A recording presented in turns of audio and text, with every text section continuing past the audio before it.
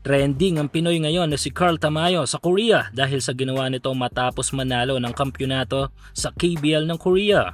Pero MVP award na agaw nga ba sa ating kababayan? Yan ang ating mga pag-uusapan para sa video natin na ito. So kahapon ay naganap ang isa sa pinakahihintay nating mangyari sa Liga ng mga Koreano na KBL. Ito nga yung muli tayo makakita ng ating kababayan na tanga ng kampyonato sa liga na ito. Matagal-tagal na rin kasi nung time na nakuha ni Abando at Ethan Albano ang championship sa KBL.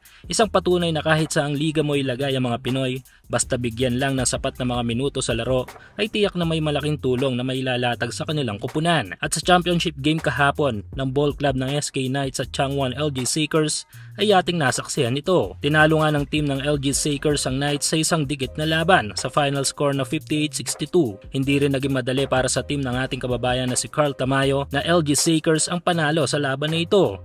Dahil mula first hanggang last period ay talagang pumapalag ang kupunan ng Knights. Idagdag pa natin ang pressure sa part ng mga ito dahil sa muntik pang umabot sa Game 7 ng serye dahil sa dalawang magkasunod na panalong nakuha ng SK Knights kontra dito sa Seekers. Pero ito nga double history ang nangyari sa kampyonatong ito ng Changwon LG Seekers. Ang unang history ay ang mismong team ng Changwon dahil matapos ang halos 3 dekada ay muling natikman ng Seekers ang kampyonato sa KBL kung kaya't even ang mismong head coach ng mga ito kasama ng mga fans ay naiyak sa moment na yon.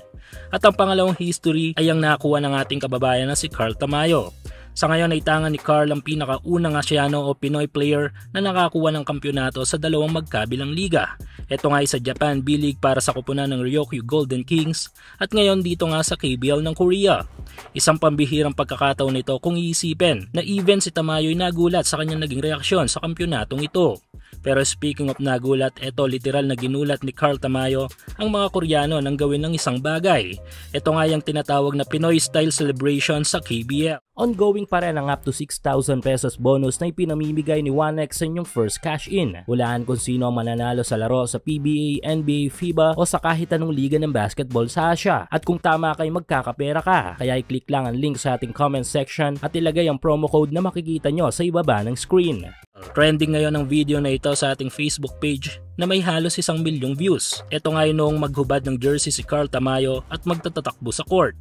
Dito ay purong Pinoy ang ipinakita ni Tamayo hindi lang sa naging laro nito sa KBL kundi even sa mismong celebration. Pero tila may kulang o nawala kay Tamayo sa kampyonatong ito. I'm sure may ilan sa inyo na may pagtataka sa kampyonatong ito para sa ating kababayan.